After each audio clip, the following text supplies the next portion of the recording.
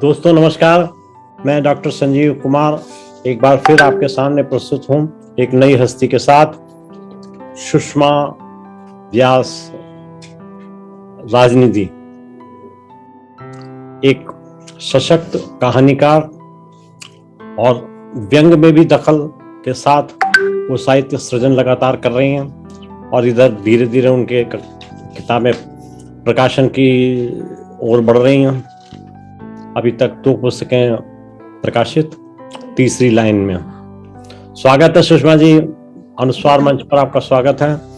नमस्कार सर। और आपको एक धन्यवाद कि आपने शॉर्ट नोटिस पर, हम सबको बुलाते हैं तो आपने कोई प्रॉब्लम नहीं हुई, आपने तुरंत समय दे दिया। बहुत धन्यवाद सर कि आपने हमें बुलाया, हमारा परिचय कराया। देखिए, अनुस्वार मंच में हम एक विशेषता रखते हैं जहां हम वरिष्ठ, अनुभवी और सशक्त लेखकों को, साहित्यकारों को आमंत्रित करते हैं। वहीं हम चाहते हैं कि उदीयमान, उत्साही लेखक और लेखिकाएं हमारे साथ इस चर्चा में शामिल हों ताकि उनकी परेशानियां भी आगे पता चलें। वरिष्ठों को तो पूछने वाले बहुत हैं जी, लेकिन हम हर स्तर पर अपने तरीके के अनुभव होते हैं, हर स्तर पर अपने अपने तरीके की परेशानियां होती हैं, तो उनका भी हमने सोचा कुछ कर लेना चाहिए खुलासा। जी, तो प्रारंभ करते हैं बातचीत अपनी पहले प्रश्न से जी। कि ये आपकी साहित्य यात्रा कब से प्रारंभ हुई? सृजन के लिए आपको किसने प्रेरणा दी, कैसे और क्या पब्लिश हुआ आपका पहले? असल में मैंने हिंदी साहित्य में एमए किया है। हाँ, और उसके बाद तुरंत ही मेरी शादी हो गई थी। तो मैं फिर उसके बाद में पारिवारिक अपनी सब जिम्मेदारियों में रह गई और मैंने चाहकर भी सर्विस भी नहीं की। दोनों बेटियों को खुद ही बड़ा करना उचित समझा, कहीं और किसी के हाथ में देने के बजाय।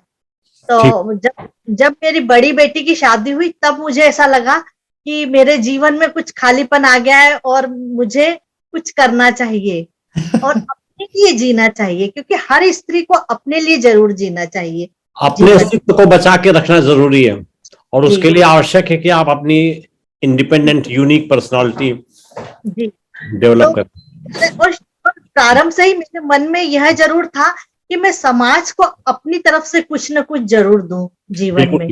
बिल्कुल। और यही मेरा उद्देश्य था। तब फिर मुझे लगा कि मुझे भी कुछ, मुझे साहित्य में तो बहुत रुचि थी और प्रारंभ से ही मैंने लिखना पढ़ना नहीं छोड़ा था। मैं प्रारंभ से कुछ भी छोटा सा मिलता था तो झट पढ़ने बैठ जाती थी। रोटी बनाते अगर पेपर पे भी मुझे कोई व्यंग, कोई कहानी दिख जाती तो मैं उस टुकड़े को पढ़ने लग जाती थी, ऐसे करती थी। तो मेरा रुचि तो बहुत थी। तो फिर जब मेरे हाथ में मोबाइल आया तो मैंने उस पर अपनी कहानी, कविताएं छोटी छोटी लिखना प्रारंभ की और इस तरह से मेरी पहचान मोबाइल पर ही, मतलब सोशल मीडिया पर बनने लगी। युवा मुझे बहुत पढ़ने लगे, बहुत पसंद करने लगे और इस तरह से मेरा जब नाम होने लगा तो इंदौर में एक साहित्यकार हैं, स्वाति तिवारी कहानीकार है वो, उन्होंने मुझे कहा कि आप साहित्य में अपना कदम रखिए और लिखिए, समाचार पत्रों में, पत्रिकाओं में, साहित्यिक पत्रिकाओं में। इस तरह से मेरी ये साहित्यिक यात्रा। सुषमा जी, आप बहुत अच्छा लिखती हैं और कहानी के अलावा हमने आपका सैंपल भी देखा है, समीक्षा भी अच्छी लिखती हैं आप। जी जी। तो इसलिए मैं ये कहूंगा कि आप साहित्य के क्षेत्र में बड़ी तेजी से आगे बढ़ेंगी। जी।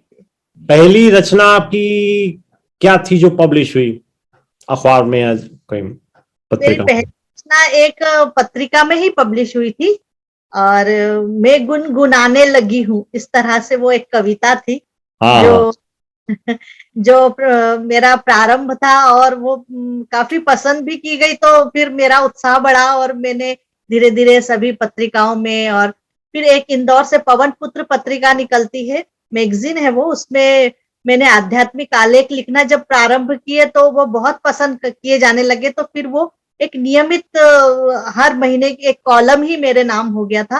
तो मैं उसमें फिर वाह वाह आध्यात्मिक वाह, बहुत सुंदर। लेकिन एक बड़ी इंटरेस्टिंग सूचना आपको मैं देना चाहता हूँ कि अब तक मैंने जितने इंटरव्यू किए हैं उनमें से 98 नहीं तो 95% की पहली प्रकाशित रचना कविता थी। जी तो राइटफुली आप भी कविता से प्रवेश किए। जी जी।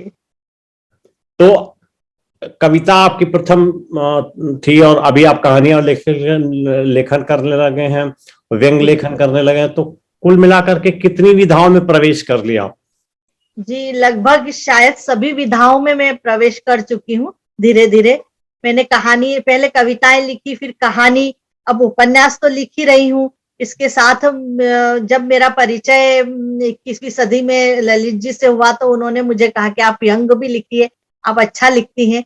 तो फिर मैं व्यंग लिखने लगी, जो 251 हाँ, 251 अंतरराष्ट्रीय साहित्यकारों वाले संकलन में आपका व्यंग है। जी जी। बधाई और हो। अब तक 36 में भी मेरा व्यंग है। तो इस तरह से व्यंग में भी मेरा मतलब बहुत अच्छा रुचि भी हो गई और बहुत अच्छा लेखन भी हो गया। और लघु कथाएं मैंने बहुत लिखी हैं, जो बहुत पसंद की गई है और युवाओं ने खास तौर से बहुत पसंद की है। तो वो लघु कथाएं भी मैं लिखती हूँ, समीक्षा भी करने लगी हूँ। तो समीक्षाएं भी मेरी पत्र पत्रिकाओं में प्रकाशित हुई हैं। तो इस तरह से और आध्यात्मिक आलेख तो मेरे प्रसिद्ध हुए ही हैं। जो वाह। एक ग्रह मेरा निकला है, परमानंदम आध्यात्मिक आलेख, जो काफी जी। पसंद किया जा रहा है। तो इस तरह से मैंने सभी विधाओं में लगभग लिखा है। लेकिन सबसे अधिक रुचिकर विधा कौन सी लगी आपको? पहले तो मैं कहानी में काफी रुचि लेती थी, लेकिन फिर कविताएं मेरी बहुत पसंद की जाने लगी, तो मैं कविताएं लिखने लगी। फिर मेरे मेरे आध्यात्मिक आलेख तो पसंद किए जाते ही हैं, तो वो भी लिखने। असल में पसंद नहीं, मुझे जब भी कुछ ऐसे विचार आते हैं कि मुझे लगता है इसे अपन ने लघु कथा में डालना है, तो मैं तुरंत लघु कथा लिख देती हूँ। ओ। या देखकर मुझे लगता है कि इस पे कितनी सुंदर कविता बन सकती है, तो मैं तुरंत ही उसे कविता में डाल देती हूँ। मैं ऐसा सोच कर नहीं लिखती हूँ कि मुझे आज अच्छा, यह समझ गया। ये नहीं तो सोचती कि मुझे कहानी लिखनी है, जैसा जैसा घटनाक्रम हुआ उसी हिसाब से ये छोटे प्रभावित होकर के आप लिखते हैं। बहुत सुंदर। में वह भाव आते हैं जब, क्योंकि मैं खुद ही कहती हूँ कि मैं शब्द नहीं भाव गढ़ती हूँ। तो जब मेरे मन में जो भाव आते हैं, तो मैं उसे उसी रूप में अपने लेखन में लेती हूँ। बहुत सुंदर। तो आपका रचना संसार तो कई विधाओं में हो गया, तो क्या आप अपनी कृतियों का उल्लेख करेंगे? और यदि आपके पास उपलब्ध हो आजू बाजू में, तो क्या आप दिखा सकते हैं, डिस्प्ले कर सकते हैं? बिल्कुल सर, मेरी कृतियों में कविताएं भी है, और मैं आपको एक लघु कथा भी सुनाना चाहूंगी। जरूर अ, जरूर। जी जी। तो मेरी एक बेटी की जो कविता है वो बहुत प्रसिद्ध हुई है। वो मैं आपको, एक मेरी माई का पल्लू कविता भी बहुत प्रसिद्ध हुई और वो वायरल हुई, और वह लाखों लोगों ने बिना नाम के व्हाट्सएप पे घूमती रही और पढ़ी है। जी। लेकिन वो मैं बहुत बार सुना चुकी हूँ, तो इसलिए मैं घर से जाती बेटियों के लिए, जब बेटियां शादी होके वो चली जाती है, तो माँ बाप की फीलिंग रहती है, वो ठीक। मैंने बताने की कोशिश की है। बहुत सुंदर, सुनाइए सुनाइए। ओ लाडलियों, ओ लाडलियों सुनो बेटियों, ओ लाडलियों सुनो बेटियों, ये पथ तुम्हारी याद दिला रहा है। तुम आती हो तो बहारें छा जाती है, जब जाती हो तो पतझड़ चला आता है। सूखा बियाबान सा सन्नाटा, बस पत्तों की खड़खड़ का एहसास। तुम छोड़ जाती हो कुछ ओस की बूंदे, तुम छोड़ जाती हो कुछ ओस की बूंदे, कुछ यादें कुछ हरियाली, जैसे रह गए पथ पर खड़े ये चिनार और देवधर। मानो तुम भूल गई हो अपनी खिलखिलाती हंसी और नटखट शरारतें। मानो भूल गई हो अपनी खिलखिलाती हंसी और नटखट शरारतें। तुमने साथ नहीं ली यहाँ के वट वृक्ष की छाया, जैसे अपनी दुआएं दे गई हो हमें। हमारी खुशियां मांगती तुम, जानबूझकर भूलने का अभिनय करती।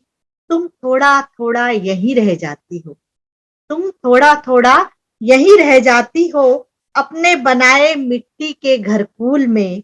इस पथ पर खेलती पौवा लट्टू में, बिखरे बालों वाली कानी गुड़िया में, सड़क पर बेचती उस बुढ़िया की खट्टी मीठी इमली में। सब में बसकर तुम निकल पड़ती हो। तुम जाओ बिटिया इस पथ से, कंकड़ पत्थर जरूर चुभेंगे तुम्हें। सह लेना, पी जाना दर्द तुम, सूखे पत्ते जीवन में खड़खड़ाएंगे। मधुर संगीत सा बना लेना तुम। इस पथ पर आगे खूबसूरत वादियां हैं, हरा भरा बागवान है, सुंदर गुलाब सेवंती मोगरा के फूल हैं। इस दुर्गम पथ को पार कर जाओ, तुम्हें बहारें मिलेगी। हर पतझड़ के बाद सावन आता है, हर पतझड़ के बाद सावन आता है। सावन तुम आत्मसात कर लेना, अब की बार जब भी आना हरियाली लेकर आना। अब की बार जब भी आना हरियाली लेकर आना।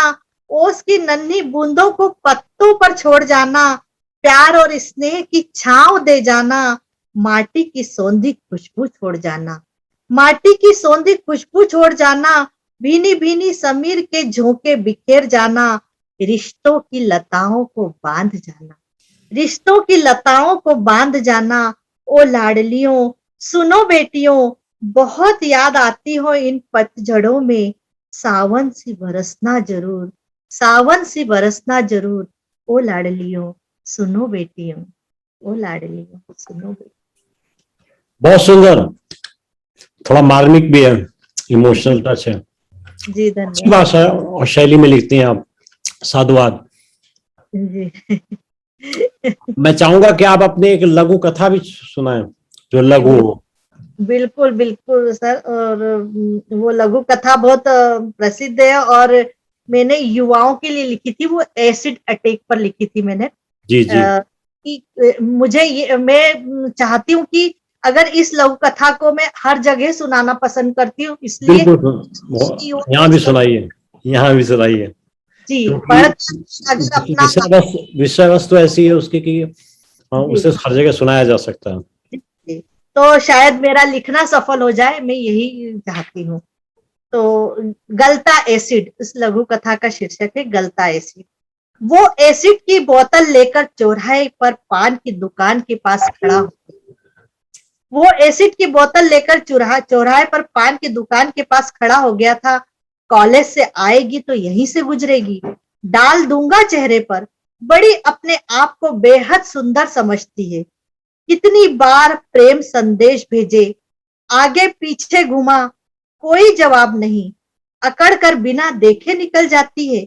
आज बताता हूं इसको, जिंदगी बर्बाद करके रख दूंगा। इसी सोच के साथ वो एसिड की एक भरी हुई बोतल लेकर तैयार था। कुछ ही देर में वो आती दिखी। बोतल पर उसकी उंगलियां कस गई। उसने उत्तेजना में मुंह दबाकर दांत भींच लिए। लेकिन ये क्या, उसके साथ अपनी छोटी बहन को उंगली पकड़कर आते देख वो आगे बढ़ने से रुक गया। ध्यान से देखा तो दोनों लुहान थी। बहन की स्कूल ड्रेस जगह जगह से फटी हुई थी, हाथ पैर छिल गए थे, खून बह रहा था। और वो उसकी तो कुर्ती की एक बाह ही गायब थी। चेहरे पर बेतरहा चोट के निशान थे। आंखों के ऊपर तो काला घेरा था, आंख सूजकर कुप्पा थी। फिर भी वो छुटकी का हाथ कसकर पकड़े थी। कंधे पर छुटकी का स्कूल बैग भी टंगा था। पास आते ही भाई को देखकर छुटकी दौड़कर भाई से लिपट गई और फूट फूट कर रो पड़ी। रोते रोते उसने बताया, आज दीदी के कारण मैं बच गई। दो आदमी जबरदस्ती मुझे एक गाड़ी में धकेल कर बैठा रहे थे। दीदी ने उन्हें देख लिया और दौड़कर मुझे कसकर पकड़ लिया। बहुत छीना झपटी मारा मारी हुई, परंतु दीदी ने मुझे नहीं छोड़ा। लोग इकट्ठा होते देख वो दीदी के चेहरे पर चाकू मार कर चले गए। स्तब्ध सा खड़ा वो उसके खून भरे चेहरे को देखता रह गया। तब तक वो उसे स्कूल बैग थमा कर जा चुकी थी। अचानक उसके हाथ से एसिड की बोतल गिरकर चकनाचूर हो गई और सारा एसिड बह बहकर पास ही की गंदी नाली में समा गया। साथ ही बहने लगे उसकी आंखों से पश्चाताप के आंसू।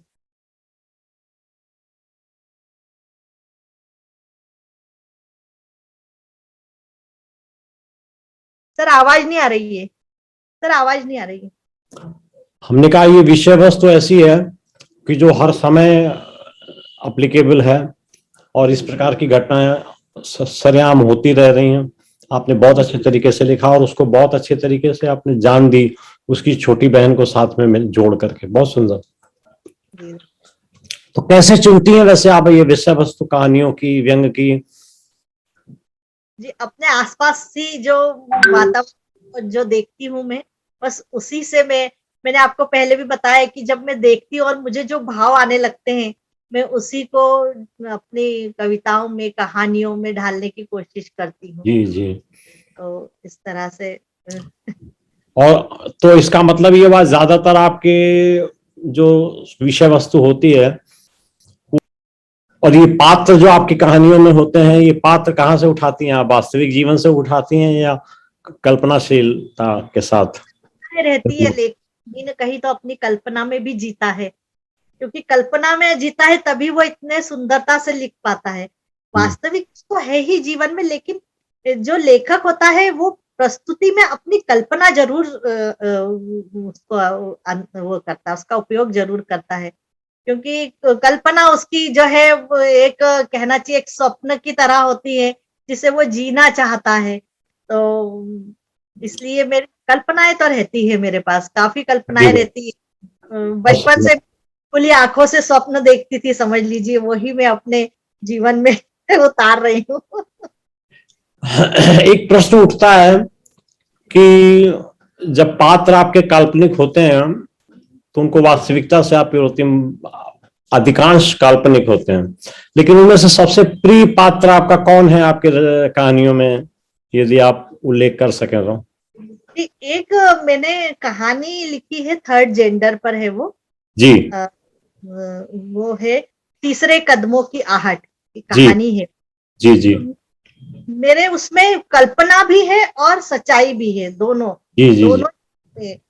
क्योंकि जब मैं नागदा में थी और वहां पर मेरा परिचय एक उनसे हुआ था, बृहन्नला से, और मेरी और उसकी बहुत अच्छी दोस्ती हो गई थी, जी क्योंकि वो बृहन्नला हमारे यहाँ लेके आती थी हर हर हर त्योहार पे कुछ न कुछ। और हम फिर ये मैं भूल गई कि वो जेंडर क्या है, और इस तरह से मैंने उसे अपनी कहानी में डाला ओ, और उसमें कल्पना का रूप दिया उस कहानी को। बहुत बढ़िया। तो आपकी जो साहित्य की रचना प्रक्रिया है उसमें आप कौन कौन सी चीजों को महत्वपूर्ण मानती हैं? देखिए, साहित्य में आपका पठन बहुत जरूरी है। जब आप लेखकों को पढ़ेंगे नहीं, तब तक आपका भाषा का सुधार भी नहीं होगा, ठीक कह तो रहे हैं। आपके शिल्प सुधार भी नहीं होगा। आपको भाषा और शिल्प के लिए अनेक साहित्यकारों को पढ़ना जरूरी है। जी जैसे मैं महादेवी वर्मा को बहुत पसंद करती थी और बचपन से ही पढ़ती थी। स्कूल में भी हमारे इसमें सोनाहरिणी और जो जो तुम आ जाते एक बार, ये कविता उनकी, इस तरह से मैं उनसे बेहद प्रभावित भी थी। और शायद आपने भी महादेवी वर्मा पर लिखा है, तो मैं जरूर पढ़ूंगी उस किताब को। तो इस तरह से मैं शिवानी के उपन्यास काफी पढ़ती थी।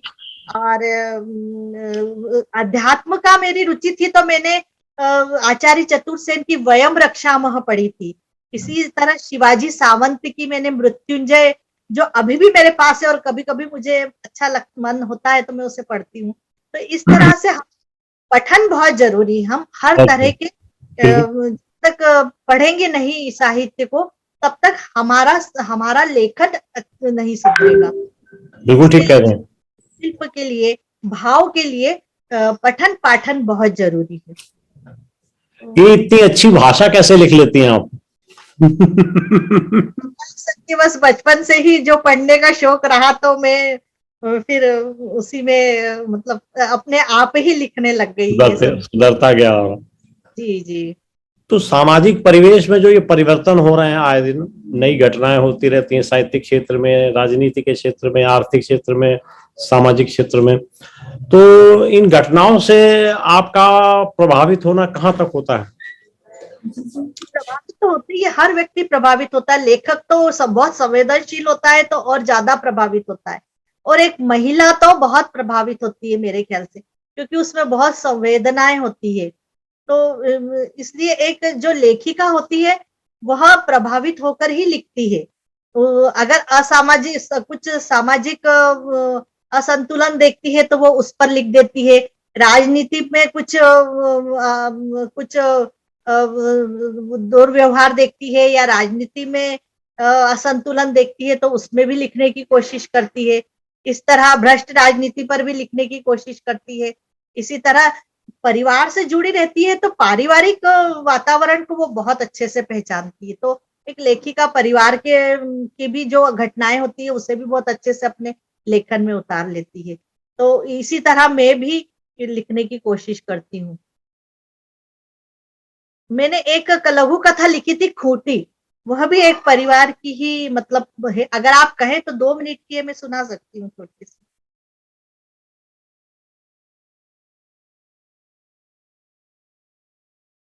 आप कहें तो मैं सुना सकती हूँ उसे। अवश्य सुनाइए। जी जी।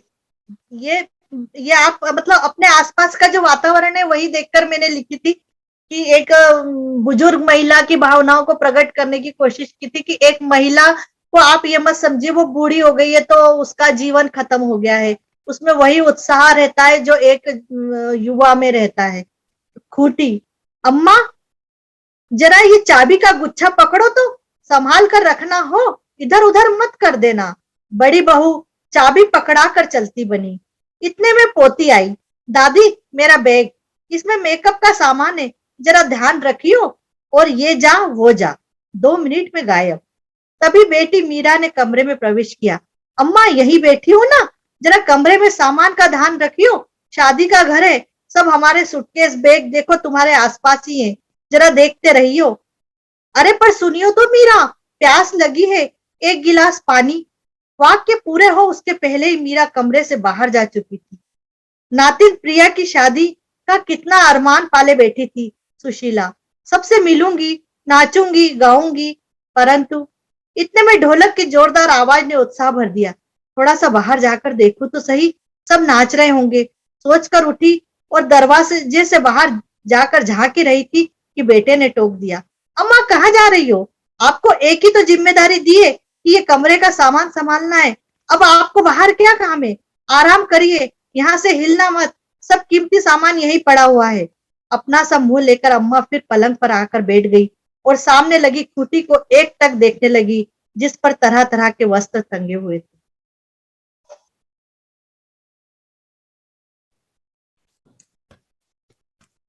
ये नहीं, एक्चुअली क्या है कि अब परिवारों में बुजुर्गों के प्रति जो भाव हैं उनमें बड़ा उतार चढ़ाव आता है। जी जी। तो जो पहले के समय में होता था, बुजुर्ग वैसा नहीं फील कर पाते हैं। आपने बहुत अच्छा वो कह रहा है उस स्थिति को। जी धन्यवाद। तो आपकी जो पुस्तकें हैं उनमें से कौन सी पुस्तक या रचना आप सर्वश्रेष्ठ मानती हैं? जी मेरी ये कविता संग्रह में ही है। रचनाएं तो काफी है, पर वही माई का पल्लू जो है वही मेरी सर्वश्रेष्ठ रचना मानती हूँ मैं।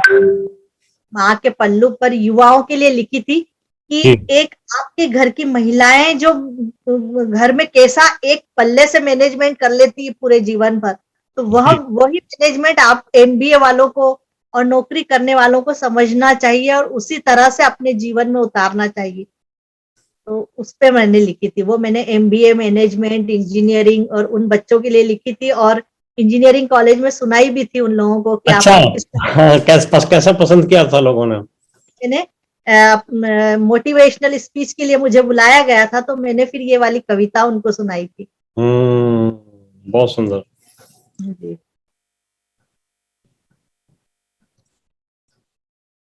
व्यंग और अन्य प्रकार के लेख या कहानियों में आपको क्या विशेष अंतर दिखाई पड़ता है? जी देखिए, कहानी तो आपकी भावनाएं हैं जो आप गढ़ देते हैं। जी।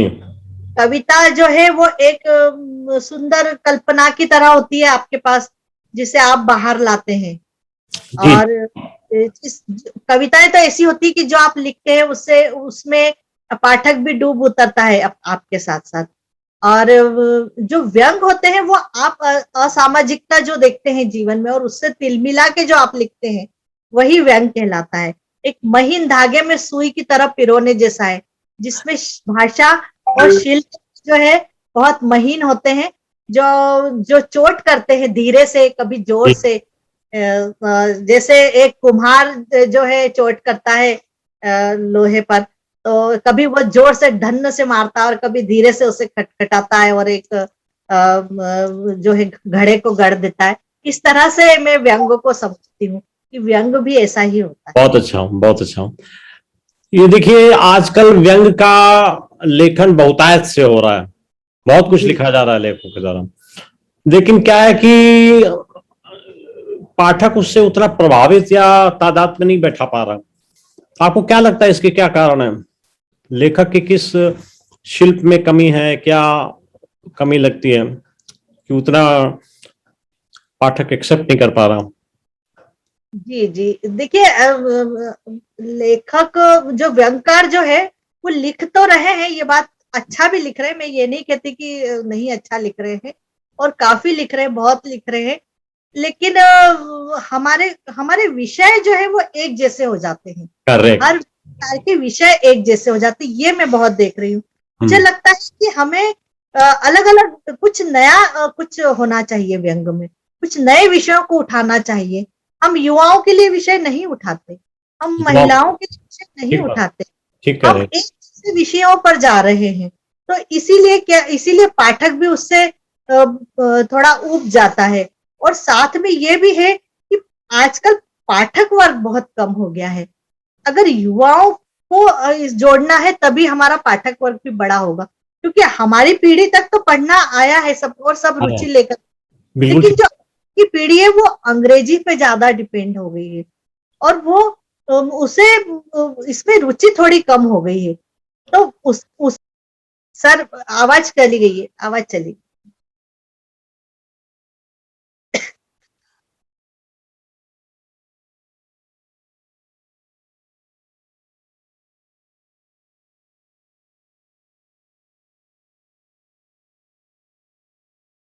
डिजिटल युग चल रहा है, सब कुछ धीरे धीरे डिजिटल हो रहा है, डिजिटल इंडिया भी हो गया। तो आप क्या सोचती हैं आने वाले समय में जब सब कुछ डिजिटल होगा तो साहित्य का क्या भविष्य होगा? लोग इंफॉर्मेशन पढ़ेंगे या साहित्य देखेंगे? सर साहित्य तो कभी खत्म नहीं होगा, मेरा तो यही विचार है। देखिए साहित्य में अलग अलग रूप आते जरूर चले गए, वेद व्यास से लेकर सूर तुलसी कबीर से लेकर आज तक छायावादी युग आया, फिर और भी युग आए जैसे, तो लेकिन साहित्य ने रूप जरूर बदला, लेकिन साहित्य खत्म नहीं हो सकता कभी भी, क्योंकि जब तक इंसान है, उसके भाव है, उसकी रचनाएं, उसकी प्रस्तुति है, तब तक साहित्य नहीं खत्म होगा।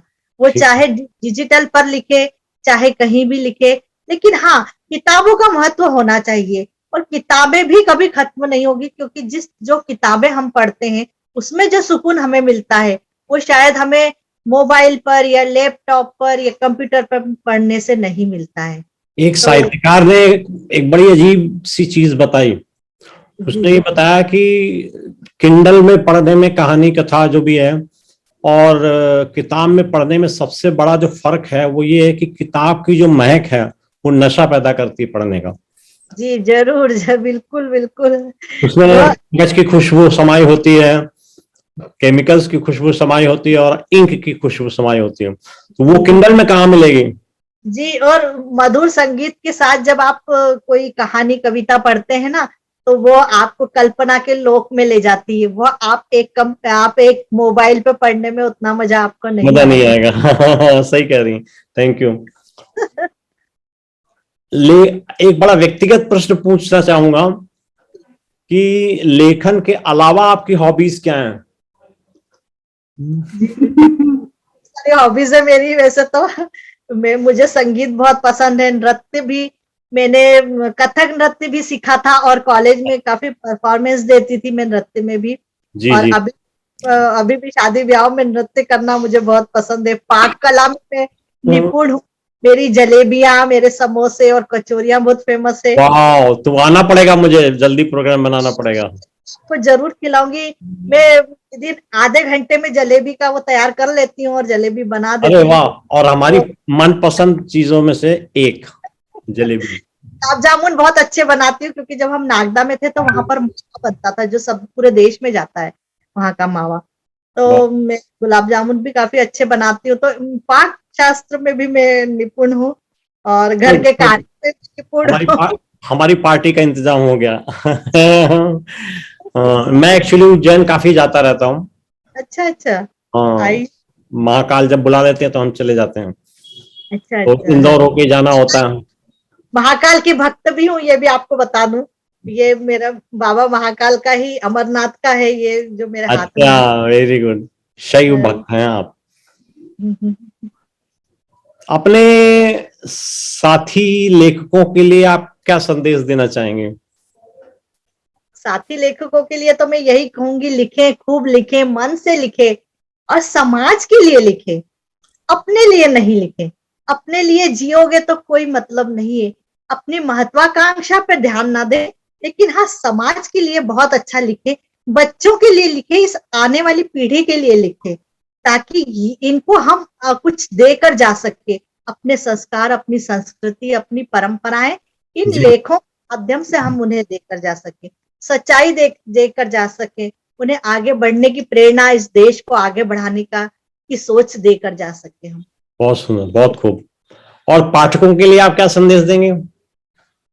पाठकों के लिए तो यही कहूंगी कि हमें पढ़ें, खूब पढ़ें, अच्छा पढ़ें और किताबें हाथ में लेकर पढ़ें और उसका आनंद उठाएं, क्योंकि यह बहुत पवित्र विधा है और हमारा हिंदी साहित्य तो पवित्र विधा है, क्योंकि यह ब्रह्मा के वेदों से निकला है, जिसे वेद व्यास ने अपनाया, जिसे सूर, तुलसी, कबीर ने अपनाया और फिर आज हम अपना रहे। माँ सरस्वती का वरदान है ये हमें। तो इसे जरूर, साहित्य को पढ़ना चाहिए, सभी को पढ़ना चाहिए, कुछ न कुछ कविता, कहानियां, आलेख सब पढ़ना चाहिए। तो पाठकों को कहूंगी कि खूब पढ़ें और अच्छा साहित्य पढ़ें। किसी ने एक इंटरेस्टिंग सुझाव दिया था, जी। जैसे हम पेट के लिए भोजन जरूरी होता है, वैसे मस्तिष्क के लिए पठन जरूरी होता है। तो अच्छे इसलिए विचार। मस्तिष्क को भी भोजन देना चाहिए और देखिए, पढ़ना चाहिए। तरो वोपी ही जीवंती जीवंती मृग पक्षिण सहजीवती मनोनस्य मननेन ही जीवती। यानी जी। जीवित पशु, पक्षी और पेड़ पौधे भी रहते हैं, परंतु मानव का जीवित रहना तभी सार्थक है जब वो विचार पूर्वक जीता है। तो यह बहुत बहुत सुंदर, जरूरी है। बहुत सुंदर, बहुत सुंदर, बहुत सुंदर। और इसी नोट के साथ, इसी टिप्पणी के साथ, इसी श्लोक के साथ हम आज की सभा का समापन करते हैं। और आपको अनुस्वार मंच की ओर से बहुत बहुत धन्यवाद, आपका बहुत बहुत आभार कि आपने अपने बहुमूल्य समय में से कुछ समय हमारे लिए निकाला और अपने विचार विमर्श में भाग लिया। तो आशा है कि इसको सुन करके लोगों को उत्साह वर्धन होगा। बहुत बहुत धन्यवाद। आप अच्छी भाषा और अच्छी शैली में लिखती हैं, अच्छी विधाओं में लिख रही हैं, एक्टिव हैं। तो हम अनुस्वार मंच की तरफ से कामना करते हैं कि आप खूब लिखें, खूब लिखें और खूब आपका प्रकाशन हो। ठीक है ना? सर, आपका भी बहुत धन्यवाद। बहुत धन्यवाद। अनुस्वार मंच पे आपने हमें बुलाया और परिचित करवाया पाठकों से कि मैं क्या लिखती हूँ, कैसा लिखती हूँ। तो इसके लिए बहुत बहुत धन्यवाद। सबके लिए आवश्यक है, वरिष्ठ साहित्यकारों के लिए जहाँ तक आवश्यक है, उनके अनुभव से ज्ञान प्राप्ति होती है, तो ऐसे ही समकालीन लोगों से भी, युवाओं से भी हमें जानने को मिल सकती हैं उनकी नई भावनाएं। क्योंकि मैं समझता हूं कि हमेशा पुराने लोगों के बारे में ही बातें करना ठीक नहीं है। बदलती हुई डायनेमिक्स के साथ आवश्यक हाँ। है कि नए तरीके से भी सोचने का प्रयास किया जाए। जी जी धन्यवाद। जी। धन्यवाद, धन्यवाद, बहुत बहुत धन्यवाद।